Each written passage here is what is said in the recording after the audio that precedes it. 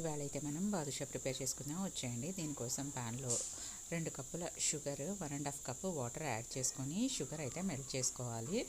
తర్వాత కొంచెం సేపు బాయిల్ అయిన తర్వాత మనం చేత్తో టచ్ చేసుకుంటే ఈ విధంగా గమ్మీగా వస్తే సరిపోతుంది. ఇప్పుడు ఇలైచీ పౌడర్ వేసుకోవాలి. తర్వాత 1 స్పూన్ లెమన్ జ్యూస్ కూడా యాడ్ చేసుకొని మిక్స్ చేసుకొని స్టవ్ ఆఫ్ చేసి పక్కన పెట్టుకోవాలి. తర్వాత వేరే ప్యాన్లో 2 కప్పుల మైదా పిండిని అయితే యాడ్ చేసుకుంటున్నాను. ఇందులో చిటికెడు సోడా ఉప్పు, 1/2 స్పూన్ బేకింగ్ పౌడర్ కూడా యాడ్ చేసుకుంటున్నాను. నెయ్యి కూడా యాడ్ చేసుకొని బాగా మిక్స్ చేసుకుంటున్నాను. ఇలా బాగా మిక్స్ చేసుకున్న తర్వాత మనం ఇలా ప్రెస్ చేస్తే ఇలా ఉండలా రావాలి. అప్పుడు బాగా వస్తాయి బాదుషాలు. ఇప్పుడు ఇందులో కొంచెం కర్డ్ కూడా యాడ్ చేసుకొని మిక్స్ చేసుకుంటున్నాను.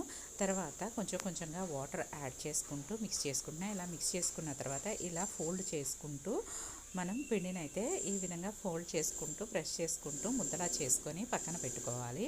తర్వాత ఈ పిండినంతా ఒకసారి తీసుకొని ఇంకా దీన్నేమి ప్రెస్ చేయకుండా ఈ విధంగా చాక్తో అయితే ఇలా పీసెస్లా కట్ చేసుకున్నాను. తర్వాత ఈ విధంగా బాదుషాల్లాగా అయితే ప్రిపేర్ చేసుకున్నాను. ఇలా ప్రిపేర్ చేసుకున్న తర్వాత ఆయిల్ అయితే వేడి చేసుకోవాలి. ఆయిల్ లైట్గా వేడైన తర్వాత బాదుషాలన్నింటినీ ఒక్కొక్కటిగా ఆయిల్లో వేసుకున్నాను.